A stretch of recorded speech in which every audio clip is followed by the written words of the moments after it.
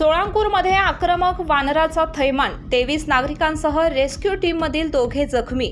राधानगरी तालुक्यातील सोळांकूर गावात एका आक्रमक वानराने गेल्या 3 दिवसांपासून अक्षरशः थैमान घातला आहे.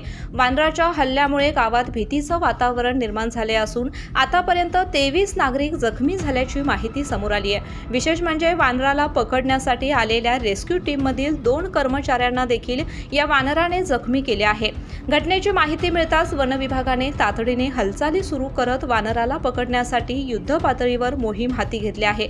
मात्र काही नागरिकांकडून घटनास्थळी गर्दी आणि गोंधळ होत असल्याने वानर अधिक आक्रमक बनत असल्याचं वन विभागाच्या कर्मचाऱ्यांनी सांगितलं. दरम्यान नागरिकांनी अफवा पसरू नयेत, तसेच घटनास्थळी गर्दी न करता प्रशासनाला सहकार्य करावे असे आवाहन वन विभाग प्रशासनाकडून करण्यात आले आहे. राधानगरी वन परिक्षेत्रातील सोळांकूर या गावात गेल्या 2-4 दिवसापासून वानरानं उच्छाद मांडला असून त्याला माणसांना चावायची ही वाईट सवय लागलेली आहे. त्याला आम्ही बॅड व्हायसेस असं बोलतो राहण्यामध्ये. त्या अनुषंगाने त्यांनी भरपूर सगळ्या लोकांचा चावा घेतलेला आहे. काल दिनांक 22 पासून आमचं बचाव कार्य सुरू आहे. पण इथली भौगोलिक परिस्थिती पाहता कौलारू घरं,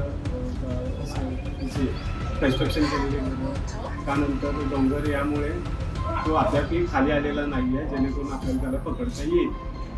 ठीक आहे. तसेच त्याच्याबरोबर एक जुना इन्सिडेंट झाला असणार आहे, जेणेकरून तो माणसांना घाबरला आहे आणि आता तो माणसांच्या त्यामुळे घाबरून अटॅक करायची त्याला सवय लागली.